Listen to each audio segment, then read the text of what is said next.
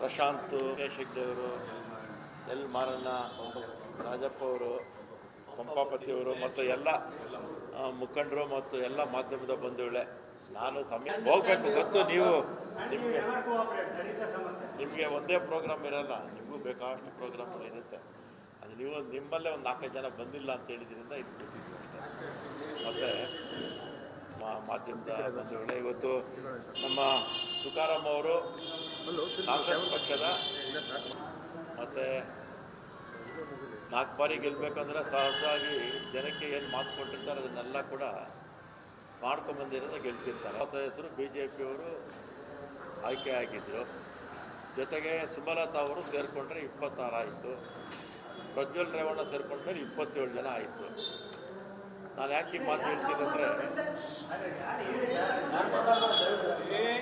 ಯಾರು ನೋಡ್ರಪ್ಪ, ಅವರಿಗೆ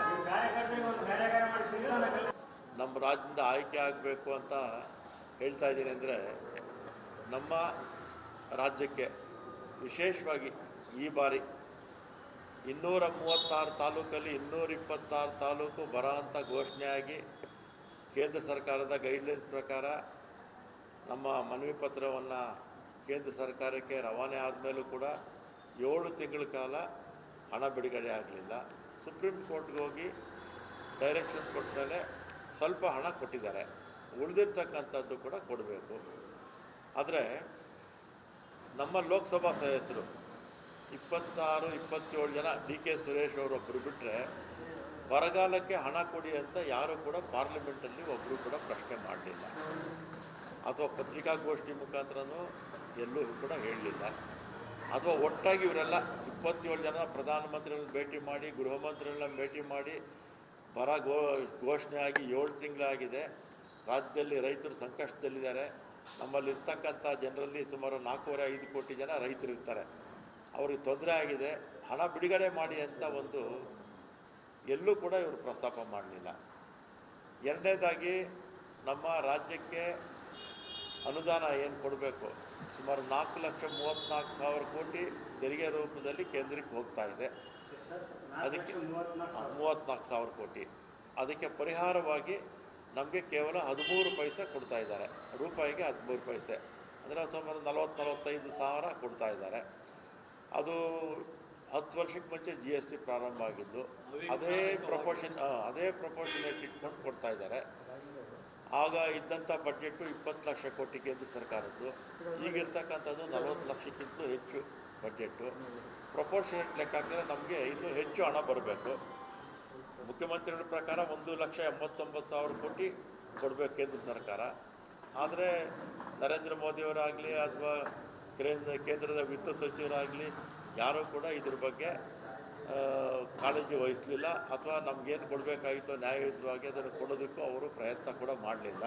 ನಾವು ಕೊಟ್ಟಿದ್ದೇ ಸರಿಯಾಗಿದೆ ಅಂತ ಅವರು ಕೂಡ ವಾದ ಮಾಡ್ತಾ ಇದ್ದಾರೆ. ಇಂಥ ಸಂದರ್ಭದಲ್ಲಿ ಯಾರು ಮಾತಾಡಬೇಕು?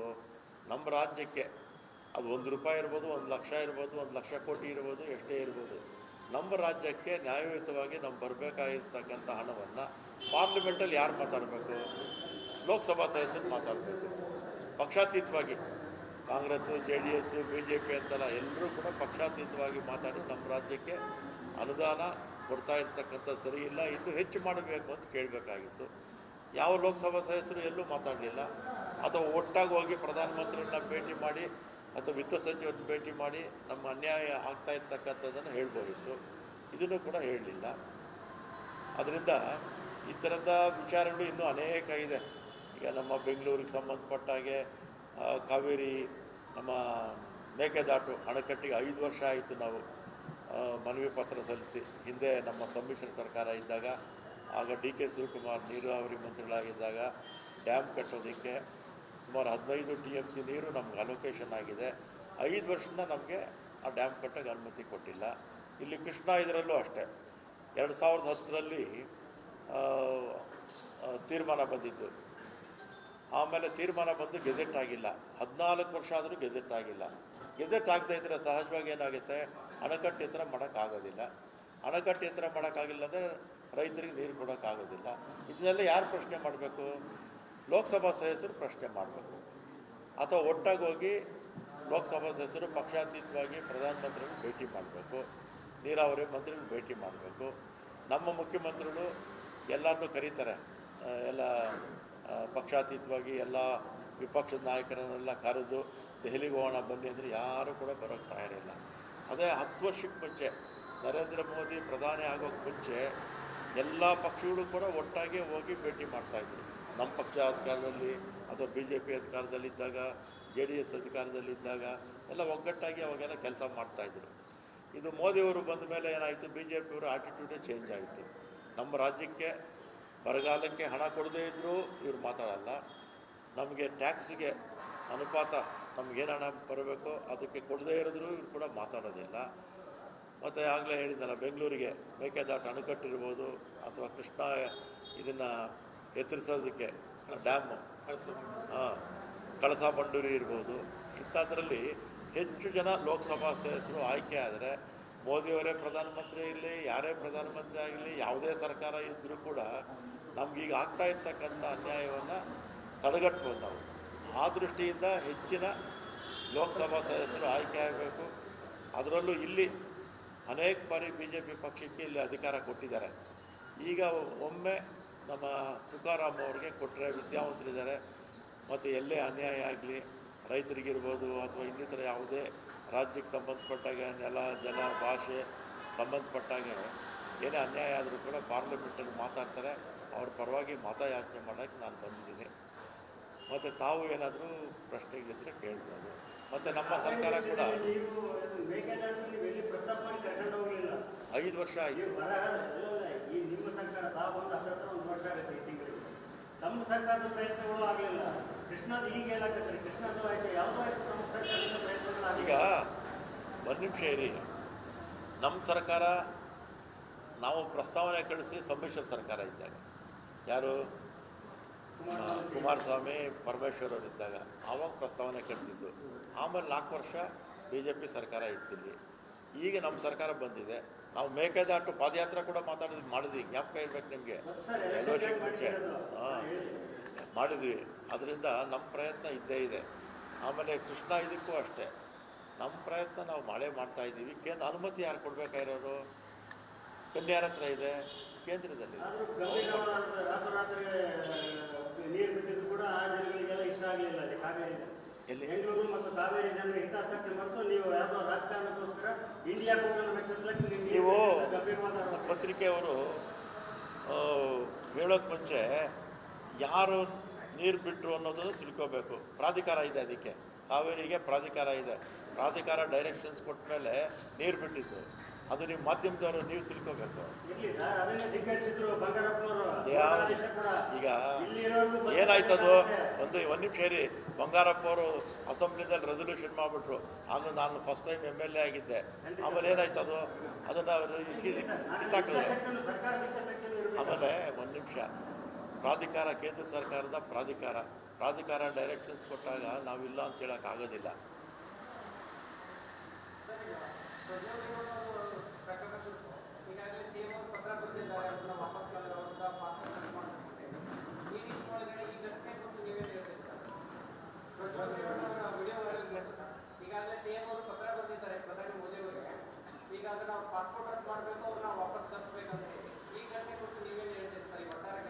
ಅದೆಲ್ಲ ಸಹಜ ಪ್ರಕ್ರಿಯೆ ಆಗುತ್ತೆ ಬಿಡಿ.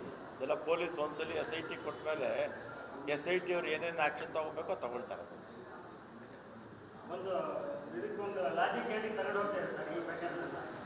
ಅದೀಗ ಒಂದ್ಸಲಿ ನಾವು SIT ಕೊಟ್ಟ ಮೇಲೆ SIT ಮಾಡ್ಕೊಂಡು ಹೋಗುತ್ತೆ.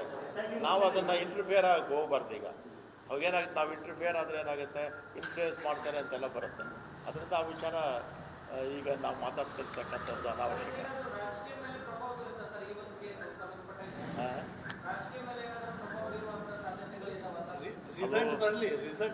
ಜನ ಯಾವ ರೀತಿ ತಗೊಳ್ತಾರೋ ಅದ್ರ ಮೇಲೆ ಡಿಪೆಂಡ್ ಆಗುತ್ತೆ ಇಶ್ಯೂಗಳು. ಈಗ 2014ರಲ್ಲಿ ಆಗ ದೇಶದಲ್ಲೆಲ್ಲ ಅಣ್ಣಾ ಹಜಾರೆ, ಕೇಜ್ರಿವಾಲು ಎಲ್ಲ UPA ಸರ್ಕಾರ ಭ್ರಷ್ಟಾಚಾರ ಮಾಡ್ತಾಯಿದೆ ಅಂತೇಳಿ 2G ಹಗರಣ, ಆಮೇಲೆ ಕಲ್ಲಿದ್ದಲು ಎಲ್ಲ ತಂದರು. ಏನಾಯ್ತು ಕೊನೆಗೆ? ಕಲ್ಲಿದ್ದಲು ಇಲ್ಲ, 2Gನೂ ಇಲ್ಲ, ಎಲ್ಲರೂ ಕ್ಲಿಯರ್ ಆದರು. ಆದರೆ ಸರ್ಕಾರ ಮಾತ್ರ ಬದಲಾವಣೆ ಆಯಿತು ಅಲ್ವಾ?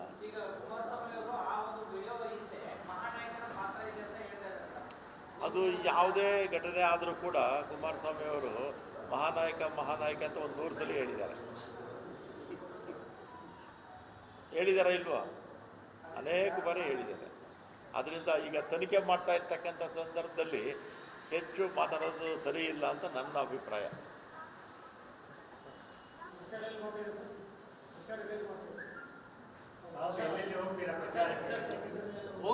ಹೋಗಿದ್ದೆ, ಇದಕ್ಕೆ ಹೋಗಿದ್ದೆ, ಕೊಪ್ಪಳ ಹೋಗಿದ್ದೆ, ಬಾಗಲಕೋಟೆ ಹೋಗಿದ್ದೆ, ಬಿಜಾಪುರ, ನಾಳೆ ಇದಕ್ಕೆ ಹೋಗ್ತೀನಿ, ಗುಲ್ಬರ್ಗ ಮತ್ತು ಬೀದರ್.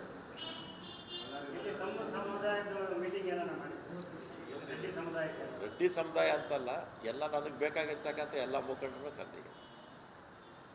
ಅವತ್ತರಲ್ಲಿ ಅವರು ಇರ್ತಾರೆ.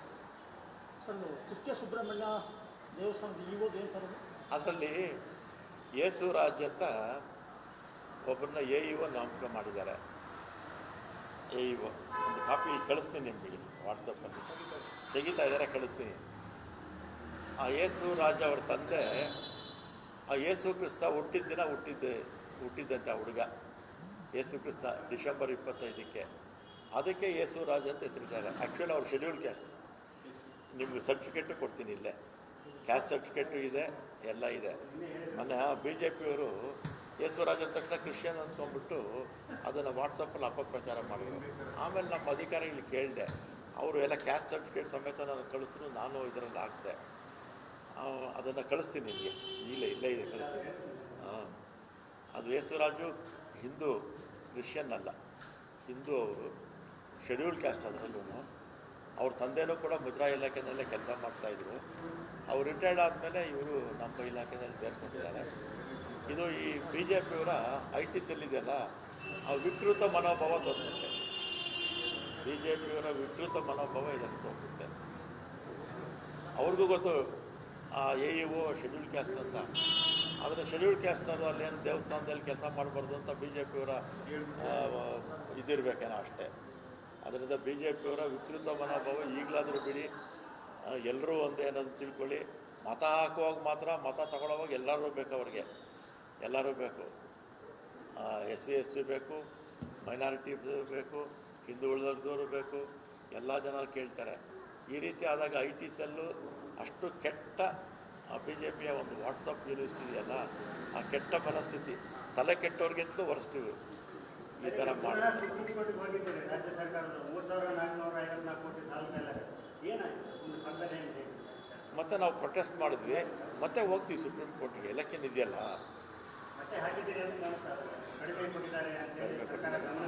ಅದು 18,000 ಕೋಟಿ ಚಿಲ್ಲರೆ ನಾವು ಕೇಳಿದ್ದಲ್ಲ. ಕೇಂದ್ರದ ಅಧ್ಯಯನ ಸಮಿತಿ ಅವರೇ ರೆಕಮೆಂಡೇಶನ್ ಮಾಡಿರ್ತಕ್ಕಂಥದ್ದು, ನಾವು ಮಾಡಿರ್ತಕ್ಕಂಥದ್ದಲ್ಲ. ಅದರಲ್ಲೂ ಕೂಡ ಕಾಟಾಚಾರಕ್ಕೆ 3,800 ಕೋಟಿ ಕೊಟ್ಟರು. ನರೇಂದ್ರ ಮೋದಿಯವರು ಎಲೆಕ್ಷನ್ ಅಂದರೆ ಓಡಿ ಬರ್ತಾರೆ ಕರ್ನಾಟಕಕ್ಕೆ. ವಿಧಾನಸಭಾ ಚುನಾವಣೆ ಸಂದರ್ಭದಲ್ಲಿ 28 ದಿನ ಬಂದಿದ್ದರು ಕರ್ನಾಟಕಕ್ಕೆ. ಅಮಿತ್ ಶಾ 21 ದಿನ ಬಂದಿದ್ದರು.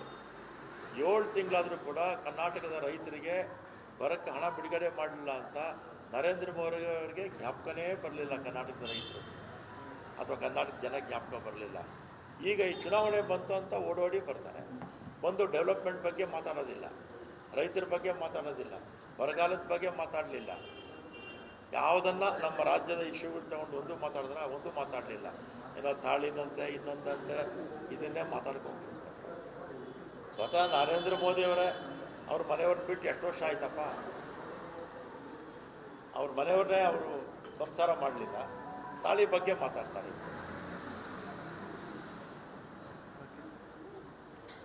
ಆಸ್ತಿ ಹಂಚ್ಕೊಡ್ತಾರೆ.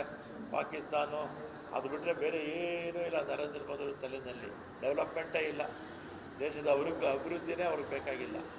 ಅಧಿಕಾರ ಒಂದಿದ್ದರೆ ಸಾಕಷ್ಟೇ. ದಿನಕ್ಕೆ 5 ಜೊತೆ ಬಟ್ಟೆ ಬದಲಾಯಿಸ್ತಾರೆ, ಲಕ್ಷಗಟ್ಟಲೆ ಬೆಲೆ ಬಾಳೋ ವಾಚ್ ಹಾಕ್ತಾರೆ, ಲಕ್ಷಗಟ್ಟಲೆ ಬೆಲೆ ಬಾಳೋ ಕನ್ನಡಕ ಹಾಕ್ಕೊಳ್ತಾರೆ, 1000 ಗಟ್ಟಲೆ ಇರ್ತಕ್ಕಂಥ ಇದು ಅವರು ಧರಿಸಿದ ಶೂಸು 70,000 80,000. ನಾನು ಫಕೀರ ಅಂತ ಹೇಳ್ತಾರೆ. ಫಕೀರರೆಲ್ಲಾದ್ರೂ ದಿನಕ್ಕೆ 5 ಜೊತೆ ಬಟ್ಟೆ ಬದಲಾಯಿಸೋದು, ಲಕ್ಷಗಟ್ಟಲೆ ಬೆಲೆ ಬಾಳೋ ವಾಚ್ ಹಾಕೋದು, ಲಕ್ಷಗಟ್ಟಲೆ ಬೆಲೆ ಬಾಳೋ ಕನ್ನಡಕ ಹಾಕ್ಕೊಳ್ಳೋದು, 70,000-80,000 ರೂಪಾಯಿ ಶೂಸ್ ಹಾಕ್ಕೊಳ್ತಾರೆ ಫಕೀರನ ಮೇಲೆ ಏನಿರಲ್ಲ, ಒಂದೇ ಒಂದು ಬಟ್ಟೆ ಇರುತ್ತೆ ಅಷ್ಟೇ. ಆದರೆ ಇವರು ಶ್ರೀಮಂತ ಫಕೀರ ಇವರು.